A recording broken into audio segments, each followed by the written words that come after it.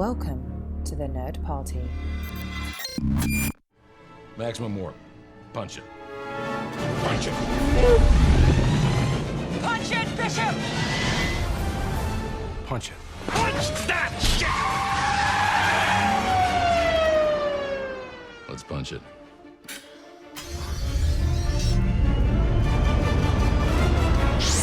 Hello, everybody at home, and welcome. This is Punch It, Writing in Star Trek. I am your co-host, Tristan Riddell, and with me, as always, is... Charlene Schmidt. Charlene Schmidt. Today, we are having a fun time because we are talking about one of my favorite characters, no lie, one of my favorite characters who is completely and utterly underrepresented in the show, in the franchise, as well as poorly written, and that is Beverly Crusher. Dr. Beverly Crusher to you. That's right, Dr. Beverly Crusher. We're not talking about Wesley today. We're talking about Dr. Beverly Crusher, Wesley's mother. And I have to fully agree with you. She was a gem. And Gates McFadden is a gem of an actress, completely underutilized, completely underrepresented, and occasionally, yes, very horribly written. You've heard it 1,000 times before. If you've been in the fandom for any moment of time, you have heard about how it's a travesty what they've done to Crusher or what they haven't done to Crusher, because I'm not saying that everybody likes her. I'm not saying that at all, because there's plenty of people who don't like her, but I like her. I think she's great. I think Gates McFadden is great. I love the character. I think she's quick-witted. I think she's smart. I think she's resourceful. I think she's caring and loving, and she knows her job. She's good at her job. She doesn't take any crap from anybody, but the writers just had no idea what to do with her. You know, I think this was just generally a problem with the women on The Next Generation. Yes, they were there. There was female representation, but when it actually came to writing stories for these characters, occasionally it strikes me that the writers really didn't know what to do with them if they weren't writing a romance for them.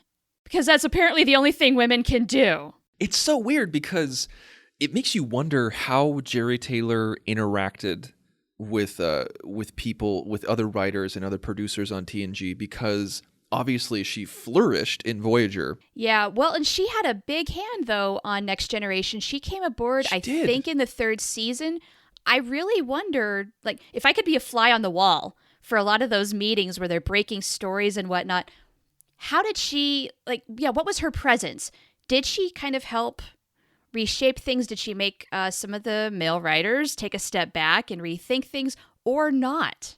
Yeah, it makes you wonder how much control she had or how much influence she had, because obviously the writing vastly improved season 3 onward, and I'm sure that she was a huge reason for that. Oh, certainly. She really had a talent for kind of tapping into the humanity of the characters, so she became a huge asset in that way. But when it came to characters like Dr. Crusher, well, we saw it so rarely. And Jonathan Frakes even said that Jerry Taylor was one of his favorite people on the show.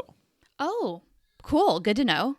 And as a director, as Jonathan Frakes is like one of the lead stars and a director of the show, an oftentimes director, yeah, you know, like, it just goes to show like how much influence she probably had or how much positive influence she had.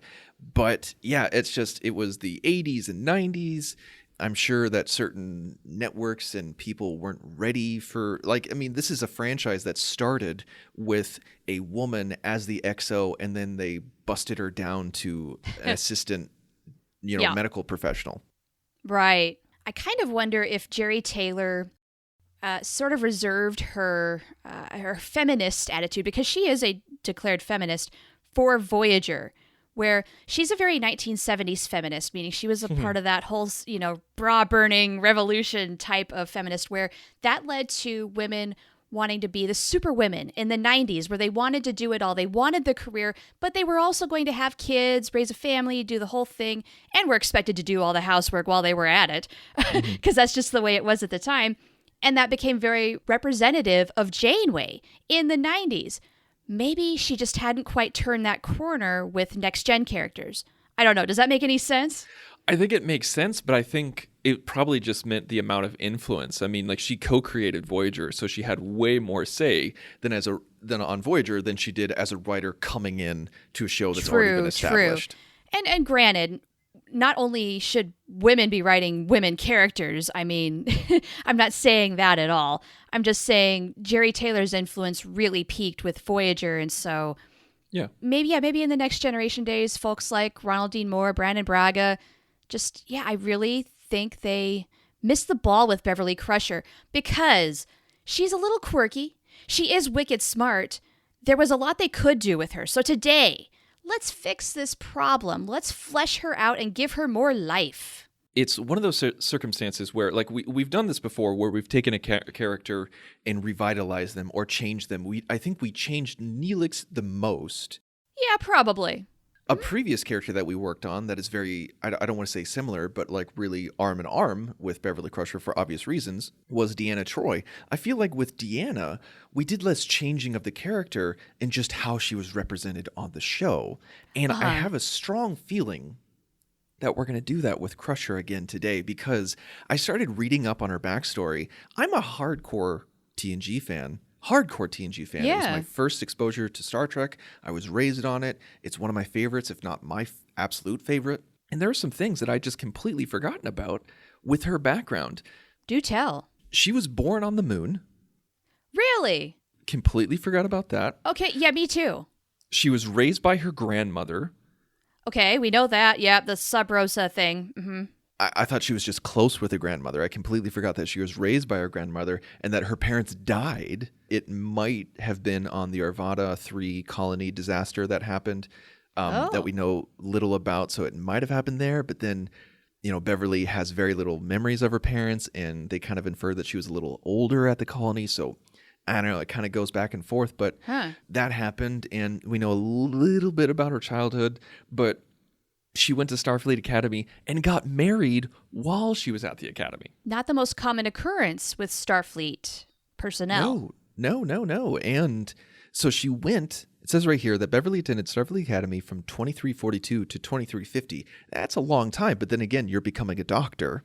Right. That requires a lot of schooling. It takes a lot of schooling. And like one thing that I think is interesting is that it's referenced in DS9 that she went to the Starfleet Medical Academy. But in a show in an episode of TNG, it doesn't say that she went to the medical academy, just that she went to the Starfleet Academy herself. So I guess we could like retcon and say that Starfleet Medical Academy is like a sub school within the overall umbrella of the academy, that kind of thing. Right. Or is it a thing where you do kind of like the standard 4 years in the academy, and then if you are going into the medical aspect of things, then you get into the medical academy and get your medical training hardcore. So like she was pre-med while she was going to the academy. Essentially, yeah. Yeah. I think we can go with that. And then she goes on to serve on the Stargazer. And this is where we kind of, or Jack served on the Stargazer, I should say. So this is where we start to learn a little bit more about how Jack was killed because of Picard's actions. And that whole thing, that backstory, right? We all know that one. And then she went to the Enterprise and then left the Enterprise and came back because of behind the scenes real life reasons. And, yep. And so, yeah. And basically she kind of became stagnant from there on because she was the chief medical officer on the flagship of Starfleet, which is a huge feather in her cap. She can go and come from being the head of Starfleet Medical as she pleases. I mean, that means that she has raw talent. So one thing that I could not remember when we were having this conversation, I was like, why do I think she went back to Starfleet Medical at the end of Nemesis? Why do I think this? Yeah, and I was telling you, no, she didn't. And I was wrong. No. You were right. No, you were technically right, but the reason why I thought that is because it was from a deleted scene where it was implied that she did go back to the Starfleet Medical, and it was also in the novelization. So, but canonically, it was not accurate because it was never on screen. Right. So officially I was right, but unofficially you were right. Correct. And so there's a lot of stuff in between. Like we know that she started a romance with Picard that never really went anywhere. We had an alternate reality with All Good Things where they got married but then got divorced because writers hate us. Pretty much. And we have a Picard series coming out soon where maybe we'll get some answers. Yeah. And are we going to get some appearances by Gates McFadden?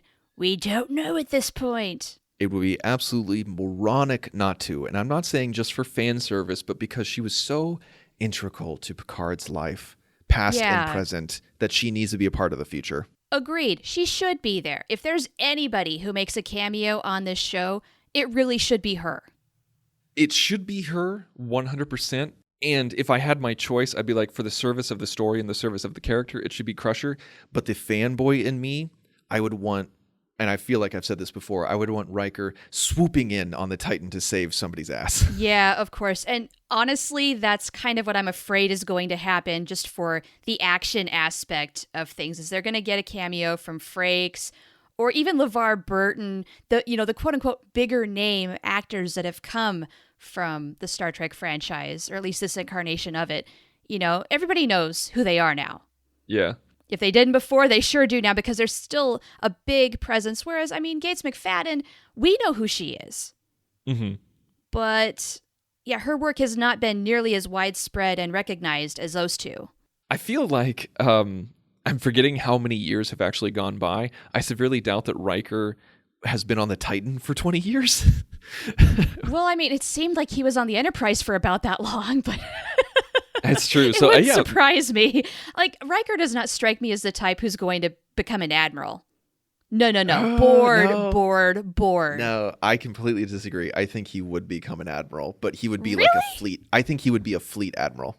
Okay, yeah, maybe, because Riker, the paper pusher, seems incredibly wrong. And I know this is no longer a universe that we're in, but in All Good Things, we do see him become an admiral, and he says that one of the benefits of being a fleet admiral is that you get to choose your own flagship.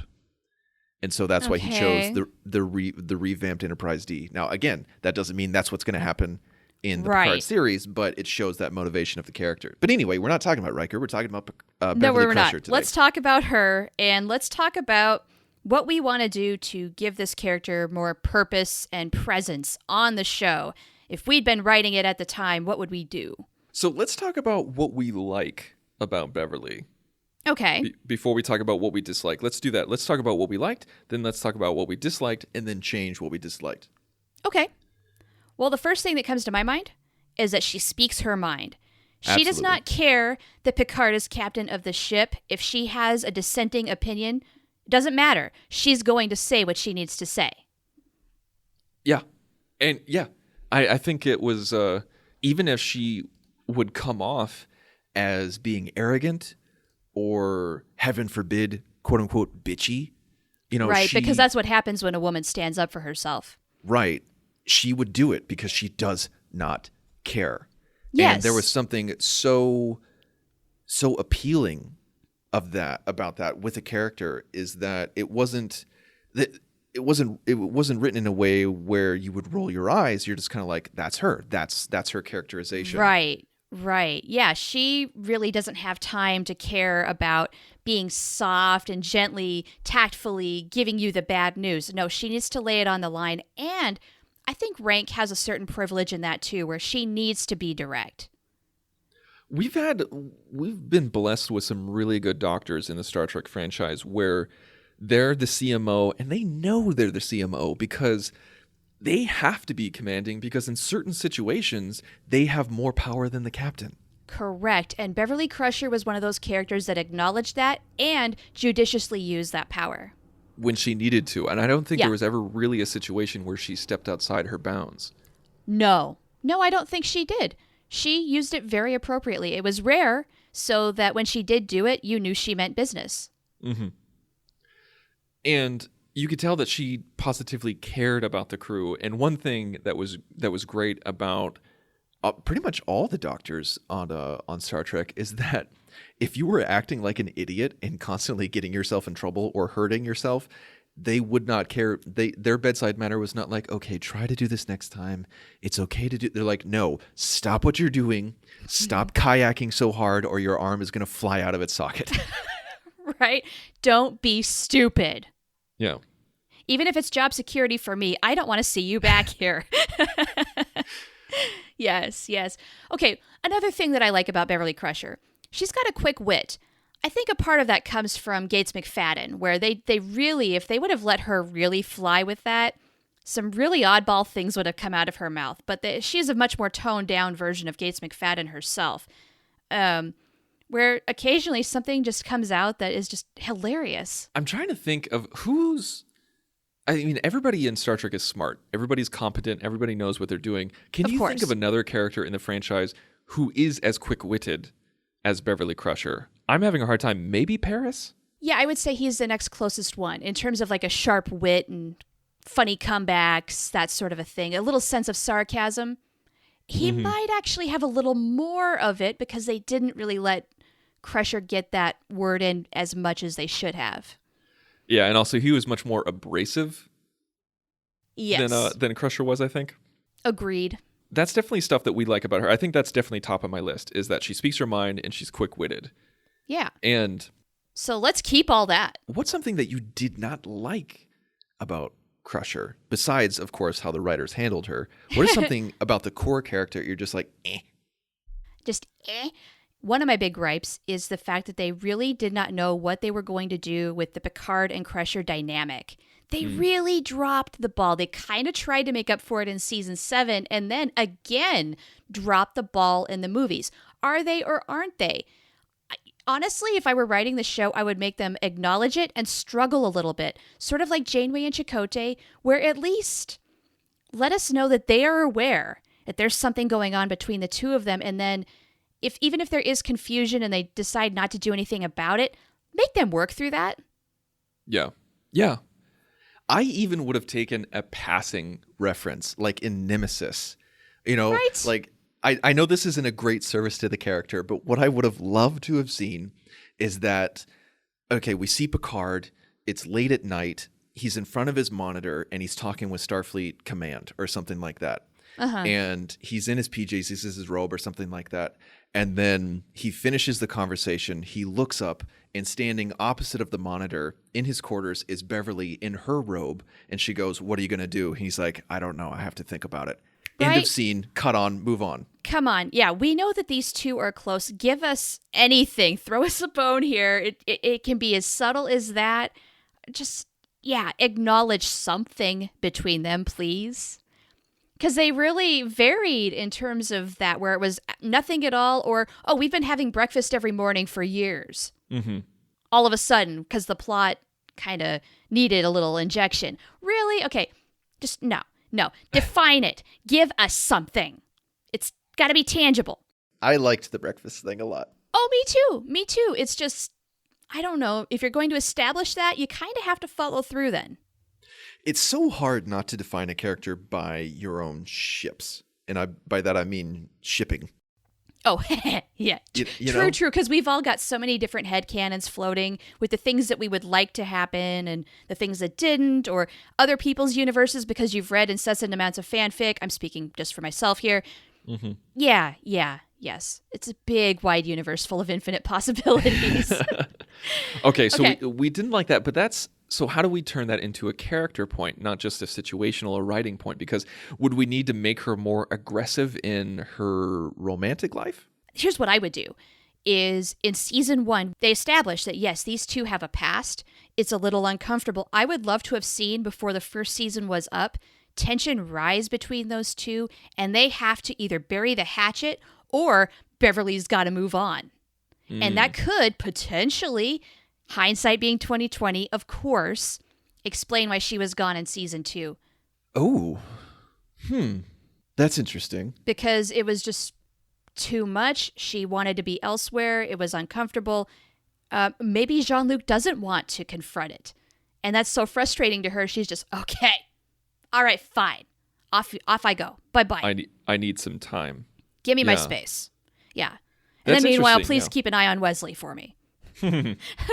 That brings up another big question. She's a mother. Now, how did you think they handled the whole thing with her being the mother to Wesley? And Wesley, of course, is the wonderkin, boy genius who saves the ship every week. I never felt like she was the mom. Is that weird to say? No, you're not off base at all. I've heard so many people say that Beverly Crusher is a bad mother. Right?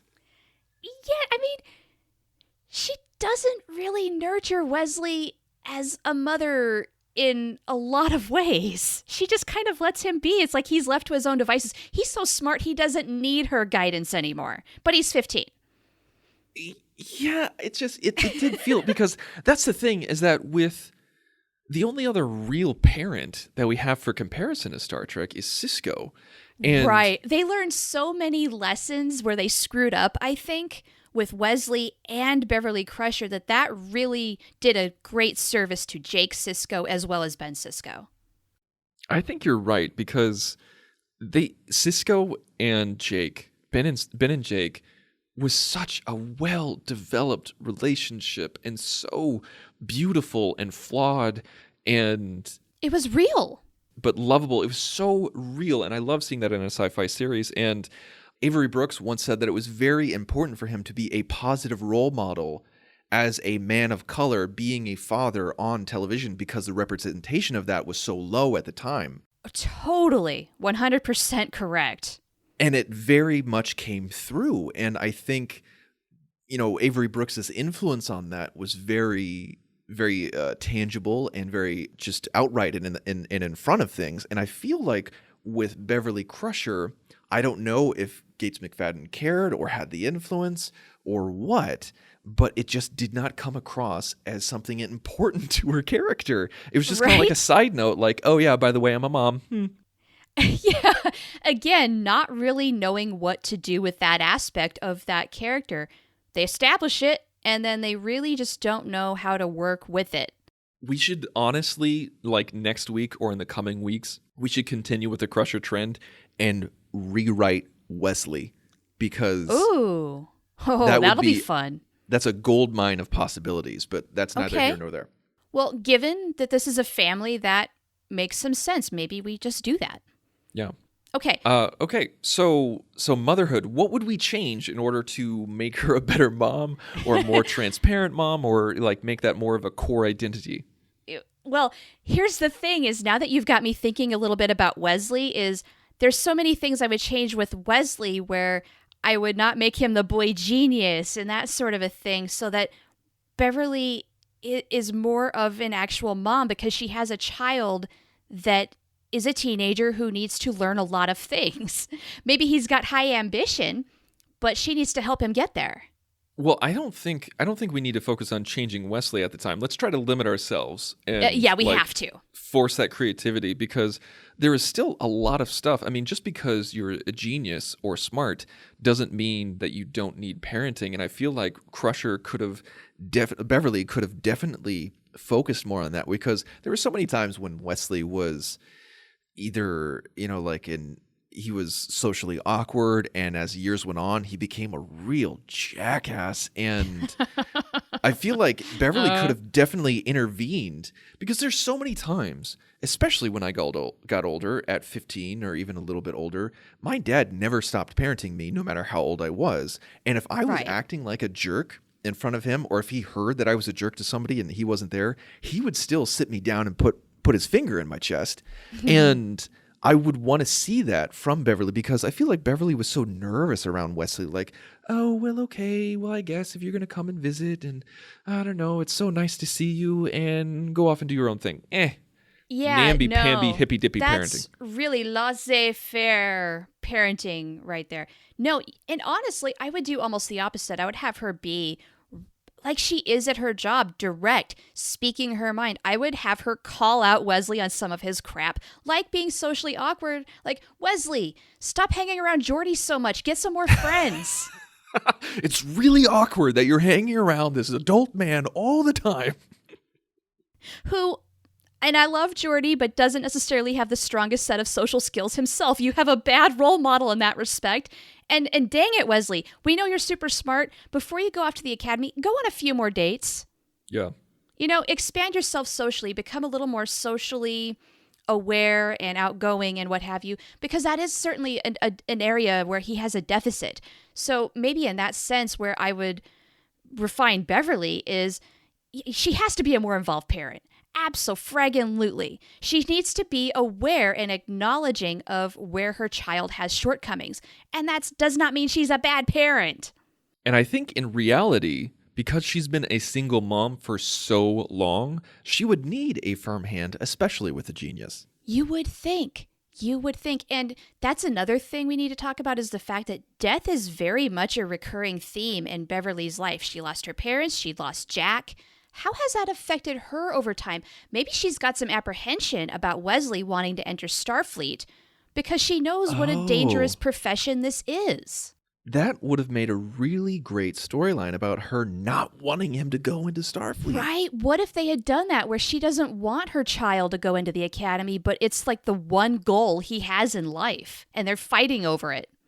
That would be interesting if it was a little bit more of if we added a character flaw into Beverly by making her an overprotective parent.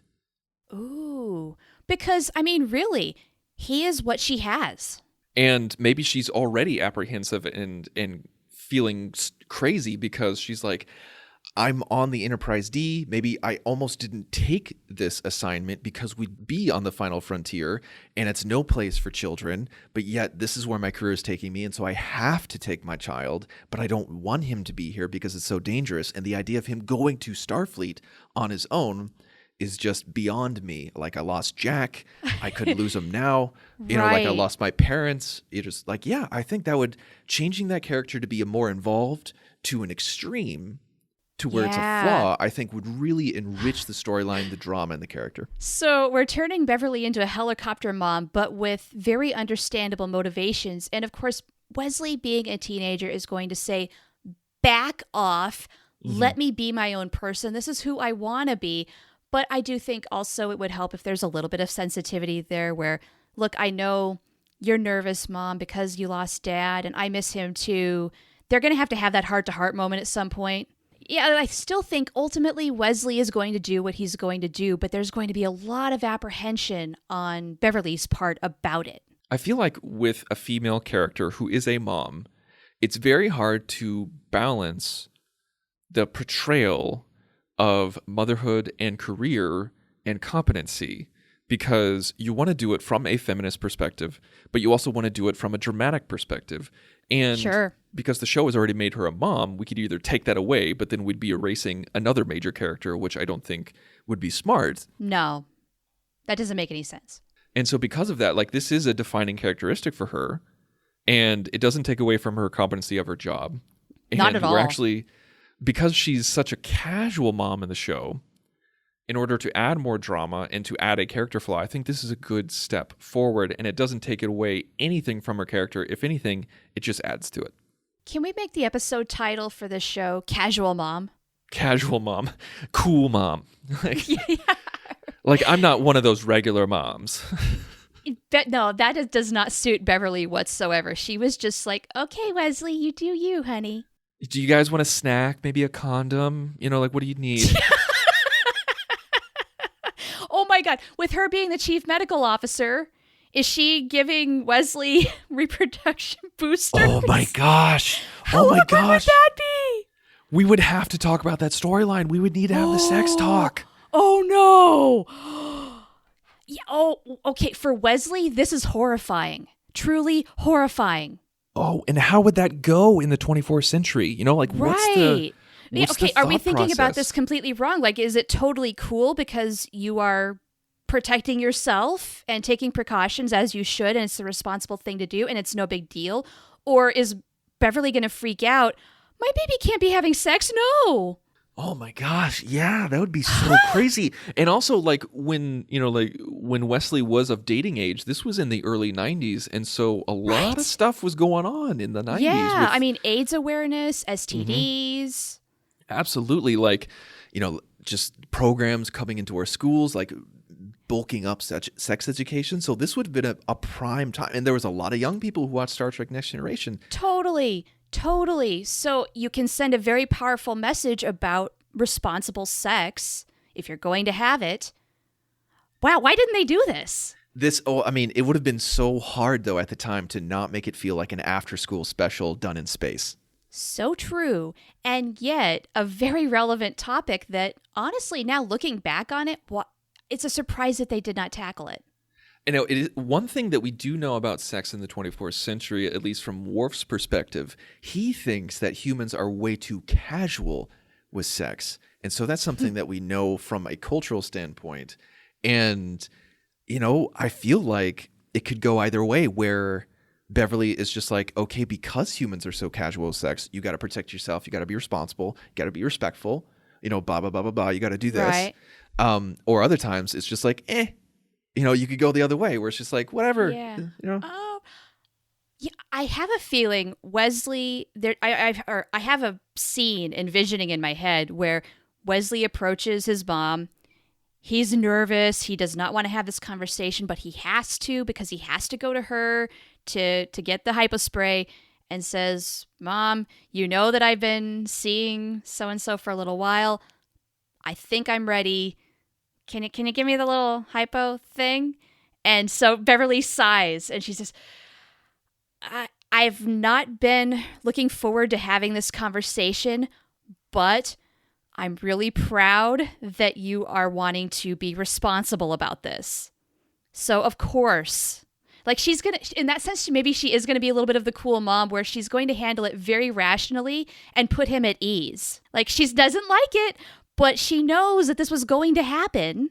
I want to ramp it up. Okay, I want to ramp it up even more. Okay, how? Okay, do you remember in the Voyager episode where Harry is Yes, I do. Sleeps Have with you ever the been in alien? love? Like he gets the glowy STD. Yes. Okay, so it's established that it is procedure for Starfleet officers to get permission from the chief medical officer of the ship in order to have sexual relations with an alien species unknown to the Federation, like that's not previously approved. So Right. what if he gets hot and heavy with some random alien and he has to go to Beverly? Like, say he goes to Nurse Agawa and says, "Listen, I like following the rules. I need to follow the rules. I think I love this girl. We want to take it to the next level." And Nurse Agawa goes, "Sorry, Wes, I don't have the authority to approve this. You got to go to the CMO." And he's like, "Yeah, but the CMO is my mom." She's like, "Sucks to be you. Sorry, that's what you got to do."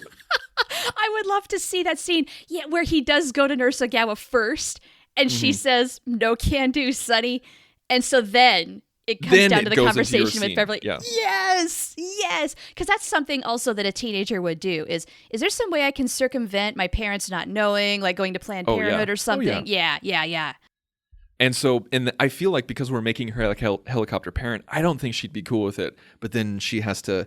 I think what we would do, this is what would happen in the 90s, and this is what would happen on Star Trek if we kind of altered her character. If she was a helicopter parent, he would be forced to go to her. She would say, "Nope, you're too young, not ready, blah, blah, blah." They'd go back and forth throughout the episode.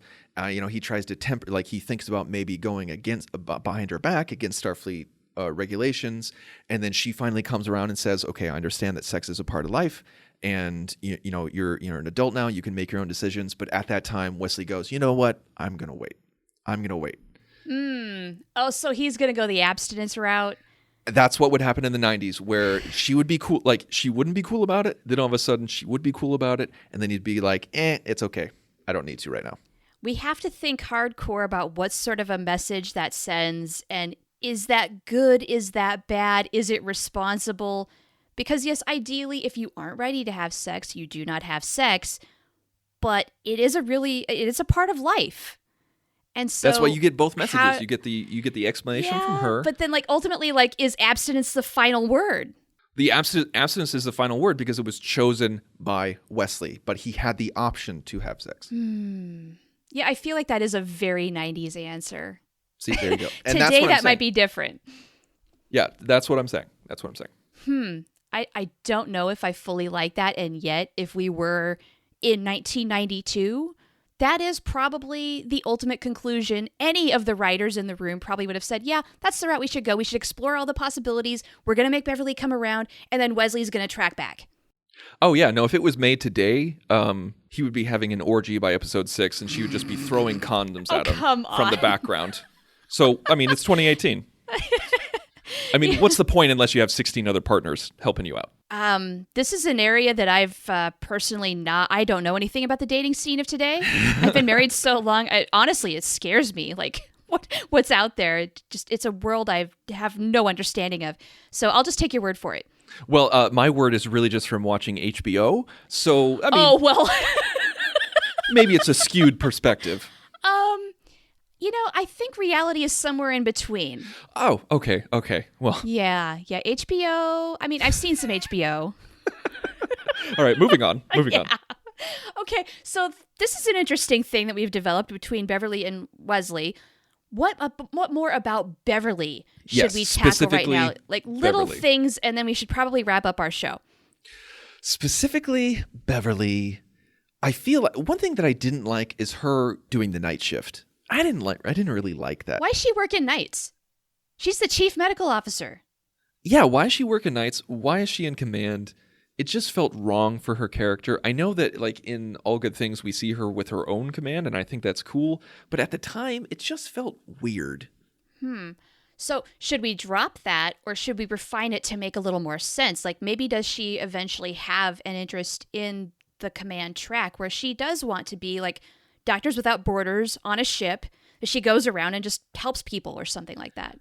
I would love to see more focus of like that. I think that would be great to show more episodes and more of her being that CMO, but in the field on the ground, which we didn't see too terribly much. Like what would happen is some crazy stuff would happen on the ground, and then like there'd be an explosion. She'd beam down and she's like, "Oh my God, I need to get them back to the Enterprise." Beam out, then magic would happen behind the scenes, and then Bob's your uncle, they're healthy again.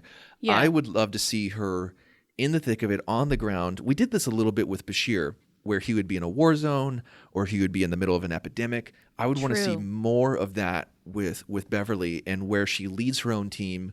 They're going into it. They're going after it. There's a disease or another war zone or something like that. Yeah, handling some kind of big disaster on a massive scale that Something like requires that. a lot of triage organization. She just goes right down there and handles it like a pro.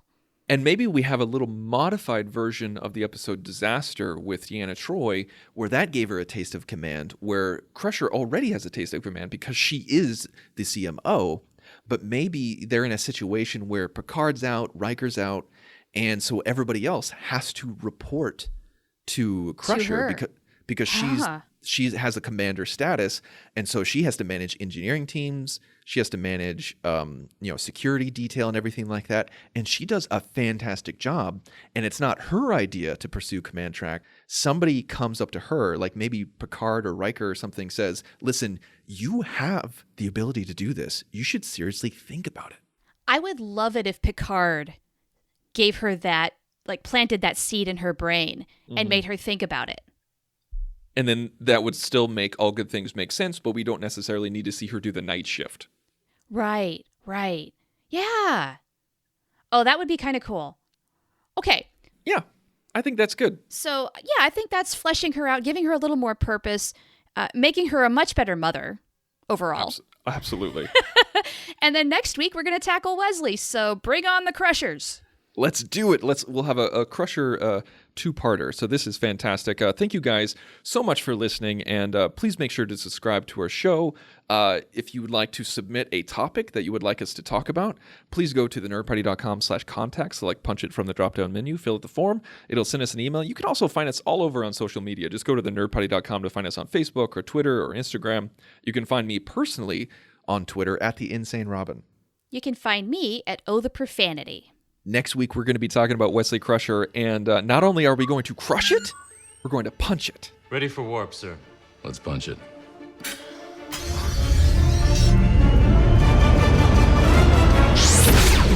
Join the revolution. Join the Nerd Party.